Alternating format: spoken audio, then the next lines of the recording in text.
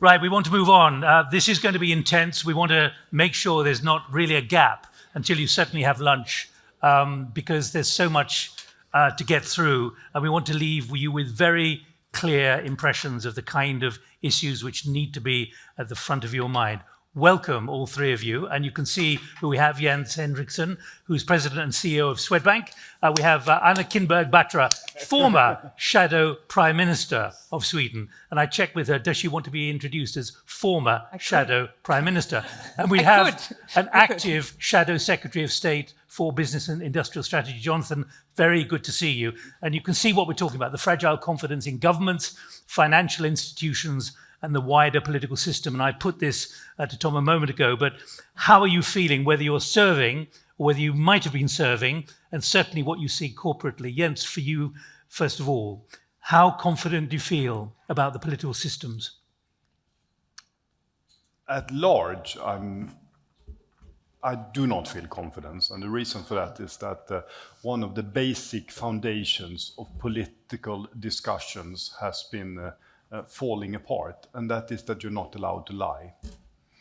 And that has been sort of an integral part of all the discussions with all politics, and what you've seen now with social media is that it's accepted the lie. So that's the bad thing. The good thing is, of course, that we might be in a situation where things are starting to move in the right direction. Because if you look autocratism, you see it's going down, it having problem in China, having problem in Russia, having problem in Iran. And maybe it's time to rebuild the institutions once again.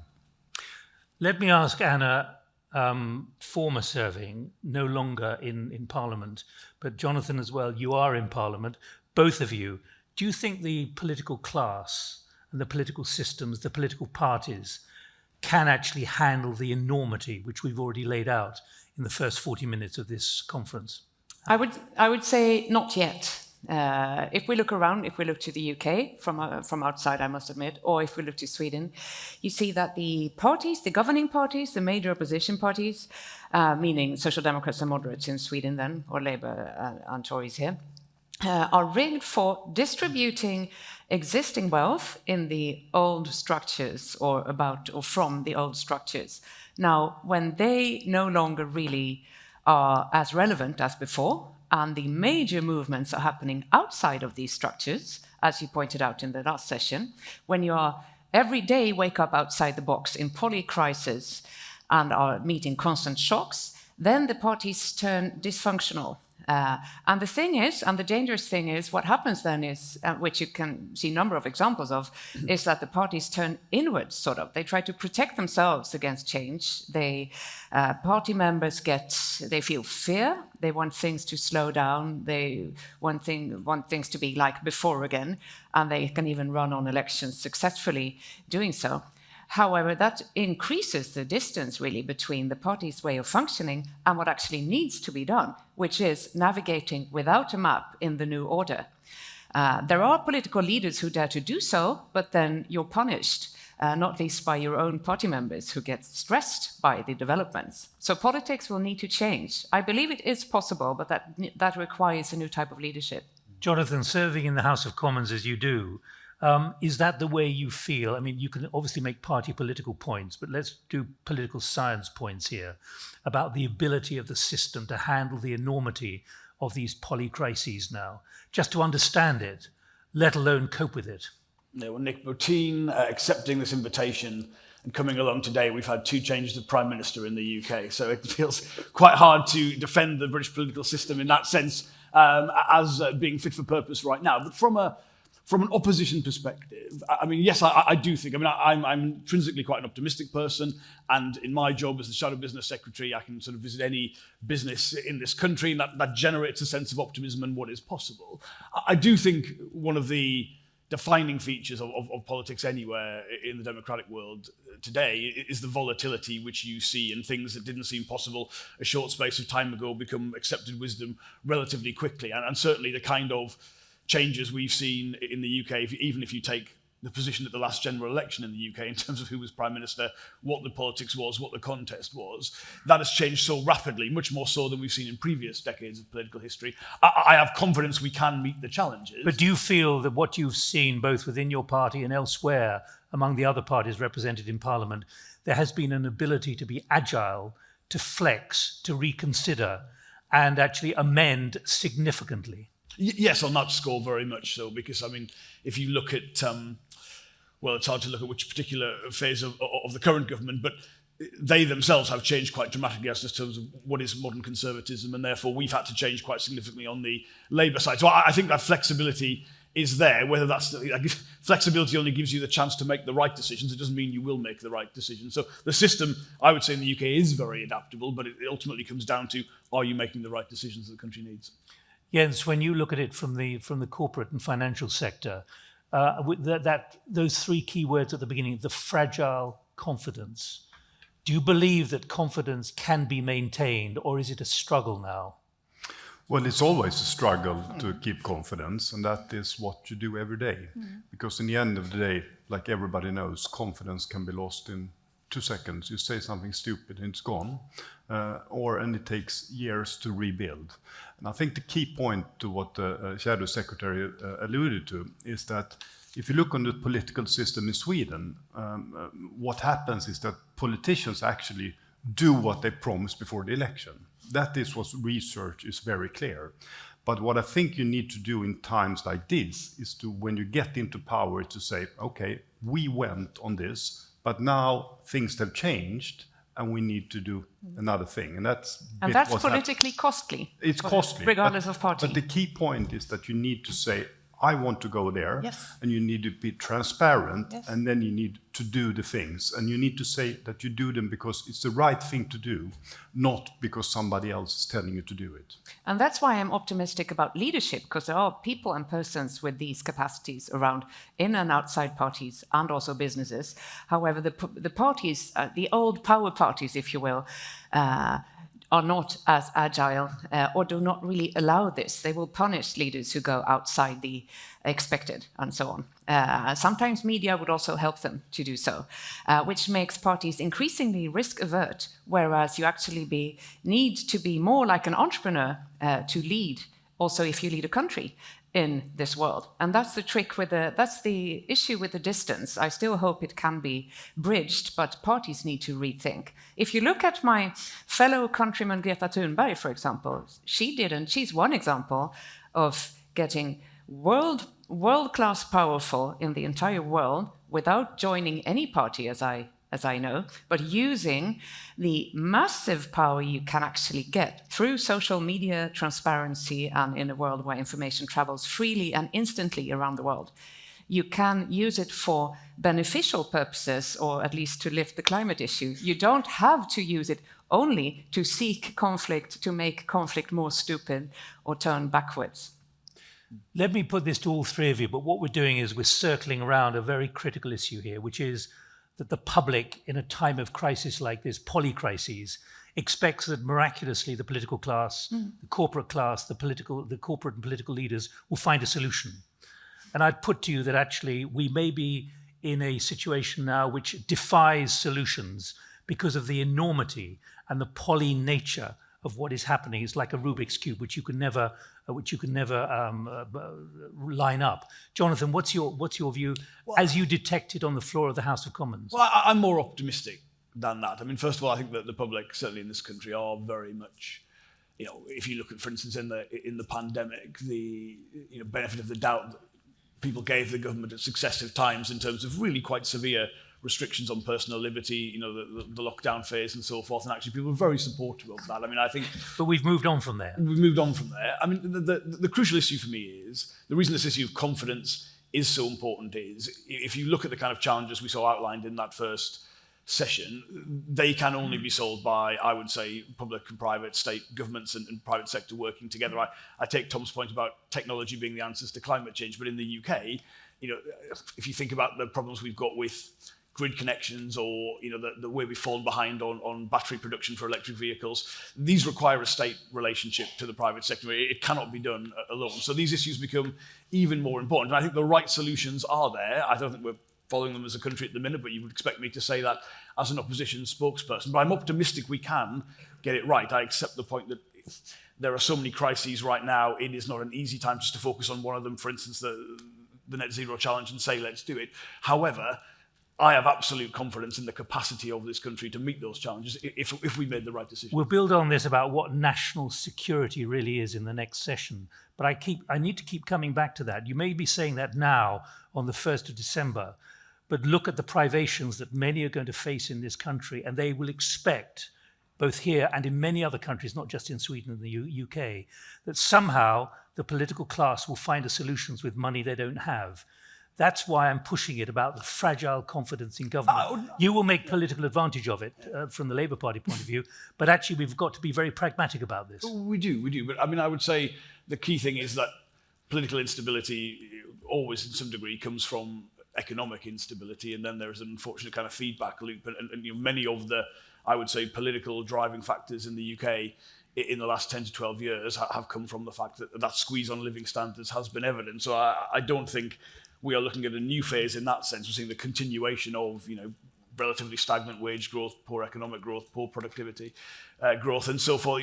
We know what the challenge is, and I think actually when you look at the deficiencies of, say, the British economy are not secrets. They're well known. There are answers to those. There are better policies that could be pursued. But actually, I don't think the public are being unreasonable in asking for a better level of, for instance, economic performance. It's not about them being reasonable or unreasonable. It's about what they expect and whether the political class can deliver, Anna.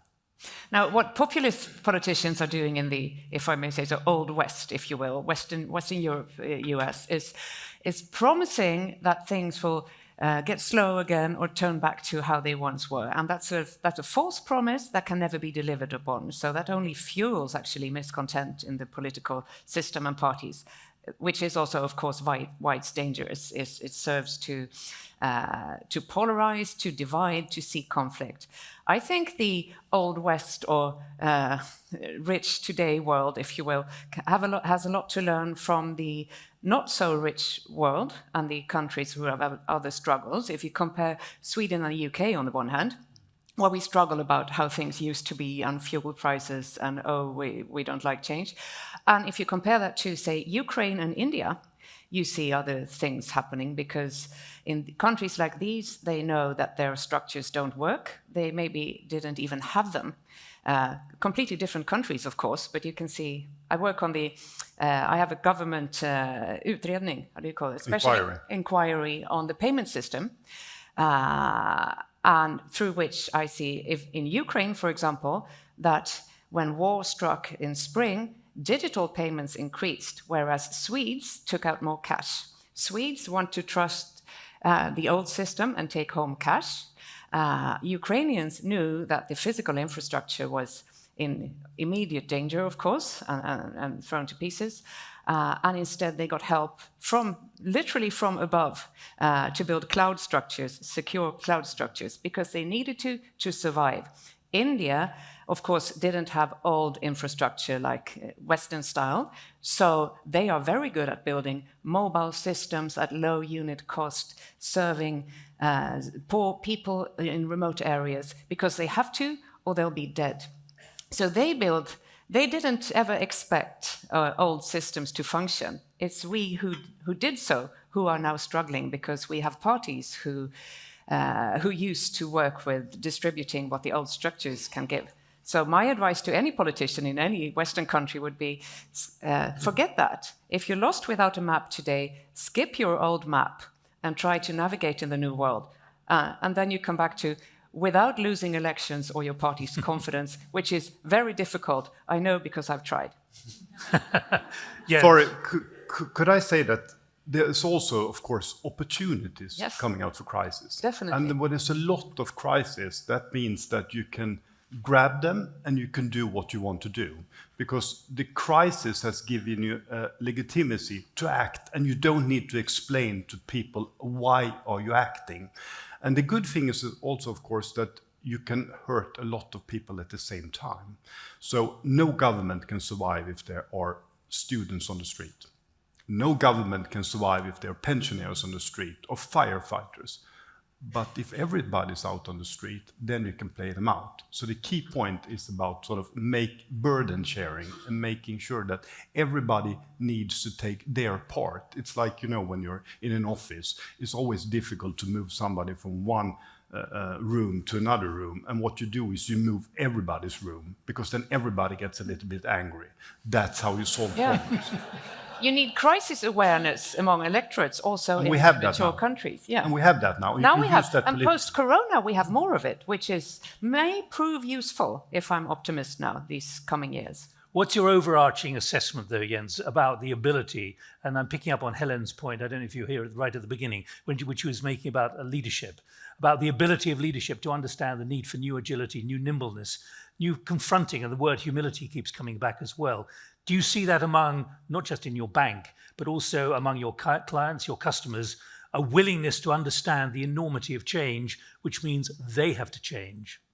Well, I see a lot of leadership, but I think one of the big issues is, of course, social media. Because what happens is that everything you do, everything you say will be so scrutinized. And a lot of the sort of really grand politicians, the big leaders, they had flaws that I'm not sure that they could have handled publicly. That is one thing you need to understand, how you're going to work with that. But in the end, I see leadership among young people, I see leadership in my firm, I see in other firms, I see in politicians. And the key idea is that these are people, most of them want to do good. And I think sometimes we tend to forget that why are you shadow chancellor, shadow secretary? Well, in the end, because he wants to change the world in the right direction. And that is a very strong power in that. I think you see more leadership now among business people, business leaders, than especially say, sustainability. 10, 20 years ago. Definitely sustainability. If you look at energy, it's business that's driving energy storage, solar, renewables around the world. Beyond what was known or expected before, while politicians are still arguing about fuel prices, and you will have to the next few within a short term, or your voters will be too disappointed and get difficult lives. But lifting your view ahead of that 1-2 years ahead is done much more by business now than by politicians, and is needed by both. I'll just put one caveat on that, because I agree the technological innovation has been incredible, and you see the impetus that comes from crises like Ukraine. But I mean, if I think of if I was asked to give perhaps the biggest industrial success story in the UK in recent times, I would say our offshore wind deployment, and the price that we can now commission that in the UK is extraordinary. I think back 5 or 6 years, I wouldn't have guessed it, but that has required a state framework to do that. The state couldn't have done it on its own. The private sector couldn't have done it on its own. That relationship where policy is good, actually, I think we've seen tremendous things happen relatively, much more quickly than any of us would have thought. So it's the relationship. And I think if either bit of that isn't working, then you don't get the kind of results we don't want to see. And so politics has to move from distributing old wealth, which is increasingly irrelevant to do and doesn't exist almost, into enabling the buildup of new wealth and changes of energy systems, for example. So a very good example. Let me check. Who'd like to come in? We've got about 10 minutes to run. Put your hands up. Down here. 3. Okay, I'm going to come to you in a moment. But let me put to you what I've heard in several places, that the kind of solutions which are now needed, given the scale, and I'm being very simplistic in order to make a point, requires almost those in positions of power and responsibility to almost take a professional suicide pact for themselves. They've got to understand that in order to make the dramatic changes that are needed, it will not be popular either within the institution. I don't buy that. I don't buy that. I think that's totally wrong. That's why I'm putting it to you. Yeah, good. But you're wrong. I think I'm quoting other people. That lies an opportunity in going out. And I think the most dangerous thing then is you say, as a leader, I'm forced to do this. Don't say you're forced to do it. I worked at the IMF, and sort of the very idea of IMF coming in and say to a country's Minister of Finance, do this because you're forced to do it, is wrong. You do it because it's the right thing to do. You go out and you say that I will do this, and you can throw me off my saddle if I don't succeed, and go ahead and ask for the mandate. You will get that mandate, move forward. And will the shareholders be taken with you? Yes, because in the long run, my job is to deliver long-term shareholder value. And the only thing I know, if I screw up on money laundering or something in the short term, I will be killed.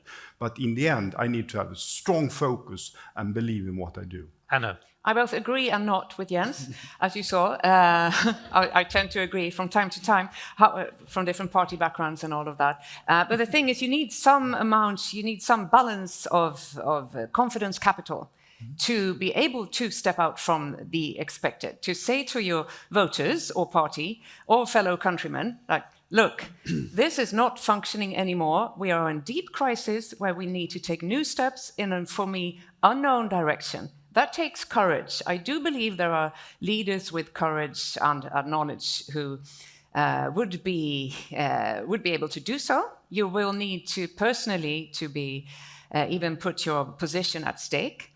However, you will need a few, at least months, to do it, which is increasingly difficult in today's world, where media cycles are not 24 hours anymore, but 24 seconds.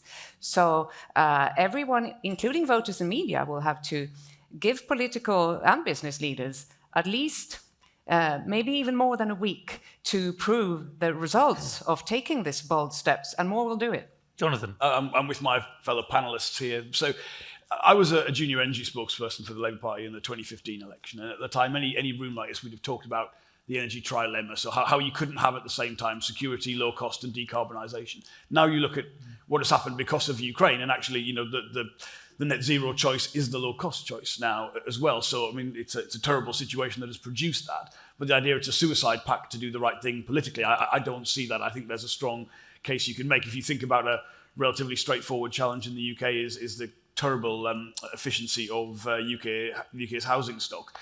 The right policy option there is also one that would actually help people a huge amount with their energy bills. So I don't posit those two things. I think in many ways, doing the right thing and it being popular is maybe more straightforward than it's been in recent years. More straightforward? Yeah.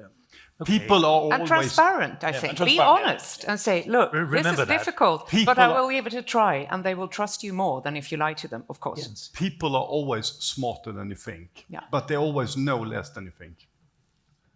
Can we Now think about deconstruct that? No, but the very idea with the crisis, it tells you, it educates everybody on the state of affairs. And then if you do it and you do it the right thing, people will understand. But then you need to do it fully, 100%. You cannot do 98% and do something else. That's going to be a phrase of the day. Let me get 3 or 4 views. Microphone there and microphone here, please. Hi, Artie Angel from Before 9. I think what's really interesting in everything we've talked about, government's financial, wider political system, is the very nature and the model of leadership that we follow. What I think we're all hearing today is that we need change makers and we need activists, and we need that in our leaders. And the fundamental models on which Western leadership and the global North leadership is built is the singular hero leader who comes in to deliver this great vision and who is going to take full responsibility. If you look at where activism and change-making across the world, whether it's Chile, Argentina, Brazil, India, is happening, it's based on the feminist movements of collective leadership.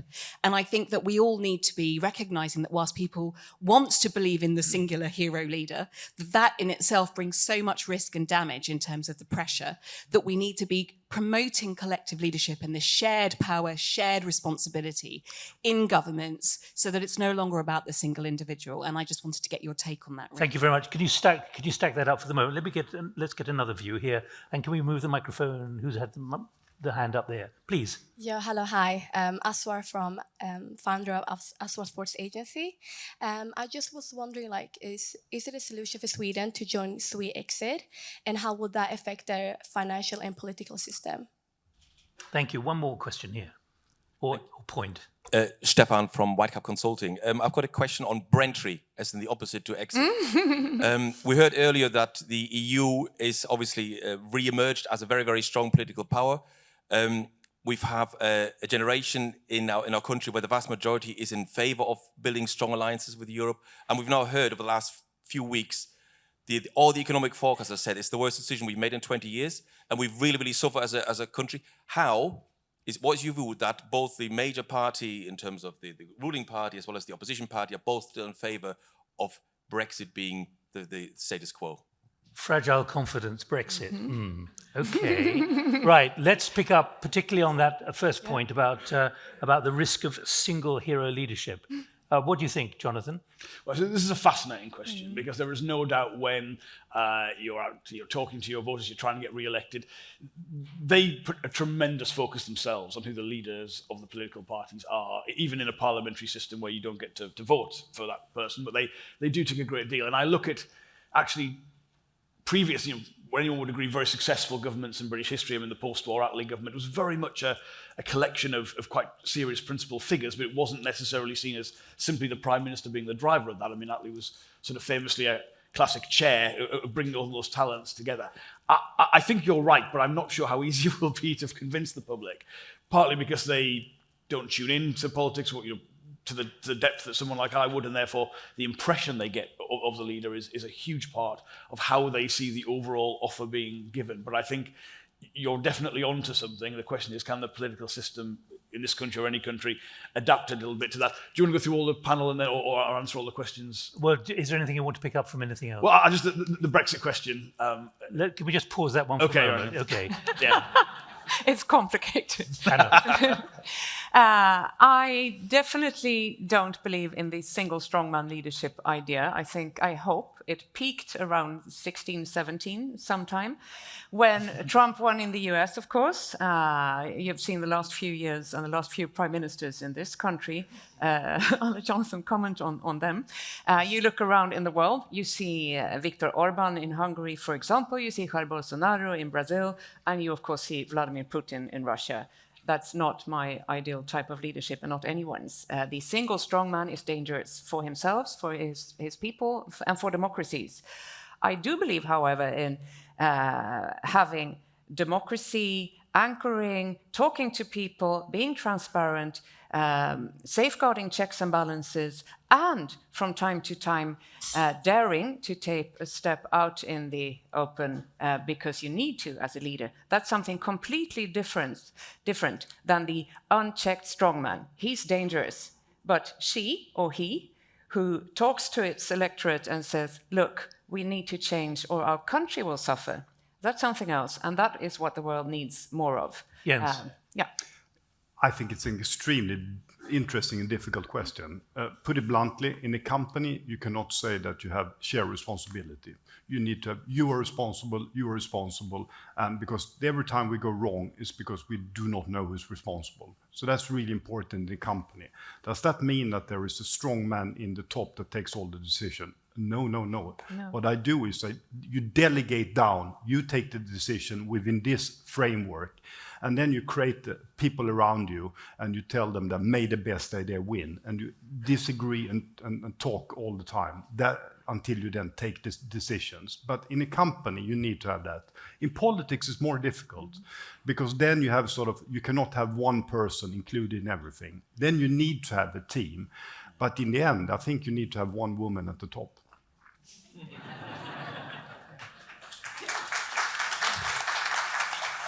That's the second big takeaway of today. Yes, good one.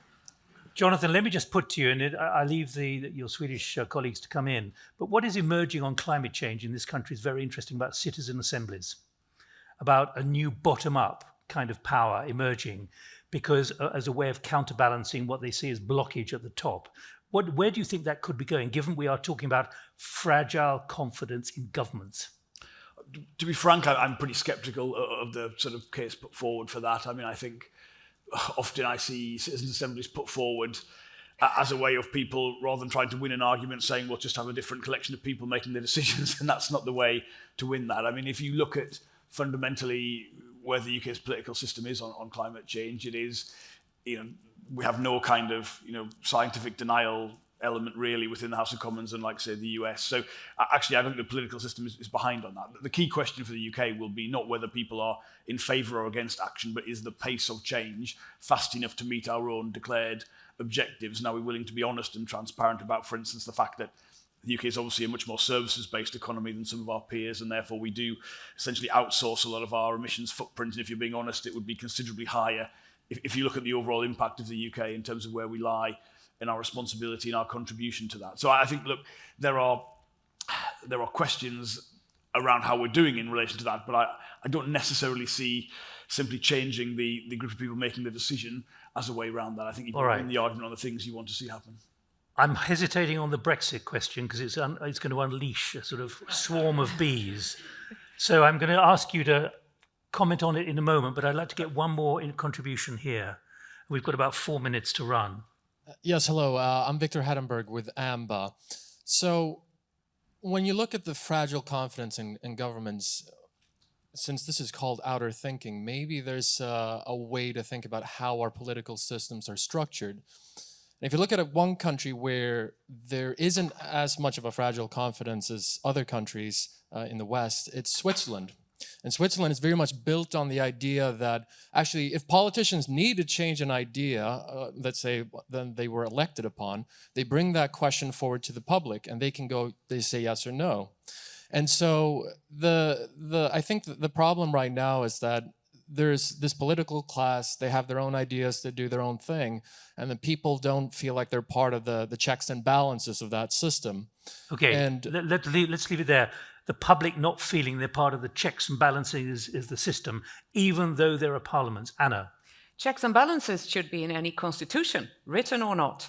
I would like to challenge the notion of political class. Maybe that actually is the problem. I would encourage businessmen and women with an idea of change in society to enter politics and then leave again. I just did it a few years ago. I did it before 20 years ago. I might turn tables again. I think politics need more of that, leadership from different areas of society and not allowing it to be a political class, because any isolated class will take bad decisions anyway. Switzerland has lots of referendums. That's an easy way out for politicians. And I think many, for example, Tory leaders maybe would agree, or many Brits. I'm strongly in favor of EU membership, but I'll leave the British debate to you. She's looking at you, Jonathan. Yes. Jens, quickly on this checks and balances. I totally agree with Anna. I think the checks and balances should be elections. And then you need to give people 3 or 4 years. And then, of course, you need to have a system that's transparent and with an open media and all of those things. Because when you start to fiddle with that, then you get into problems. But I don't want to put sort of difficult questions into simple yes or no questions. Because people, I'm not going to talk about Brexit. But Jonathan, given that there's a question from the floor, which I'm going to paraphrase here, is the fragile confidence in this country a result of Brexit? Now, there are going to be multiple views, and we're not going to get a balanced discussion here, but you're on the panel, and I'd like to know what your view is, particularly when you look at the financial and the economic data and the kind of conclusions which are now being drawn officially. Yeah, absolutely. So in 1 minute, 40 seconds, Easy answer. Brexit has had a considerable impact on that. The deal the government secured is not a good one. It doesn't, many deficiencies for a services-based economy. It is also important to say the UK wasn't doing particularly well economically before then. I mean, if you look at our rates of growth, our low levels of business investment, so you've had a real impact from that moment, from 2016 onwards, but it wasn't a great picture before that. Our answer, as the opposition, is to say, the worst possible thing would be for this country to relive that argument, maybe in perpetuity, particularly when it's not altogether clear what the terms of rejoining would be, even if that was what the country wanted to do. There are real practical solutions that could make a substantial impact to how this country's economic relationship with the single market would work. So we were in favour of, for instance, a veterinary agreement, an SPS agreement, touring rights for the creative industries, mutually recognising each other's professional qualifications, having the UK rejoin the Horizon Science Programme. These are all things a good faith relationship could, not easily, but actually achievably deliver in a short space of time. And those practical trade-based answers, I think, are a much better set of policies than getting into the constitutional debate about single market, customs union, rejoining, because I think, to be honest, that debate might never end, and we'd simply be creating the conditions that we're all trying to get past and move on. One final thought. We miss the UK. Yeah. Sort of, it's not as good union and as it was to the sounds UK. Easier We than want help in live. liberal labour markets, liberal product market, liberal financial markets, and social bridges to handle that. We miss you. Come back. Everything is forgiven.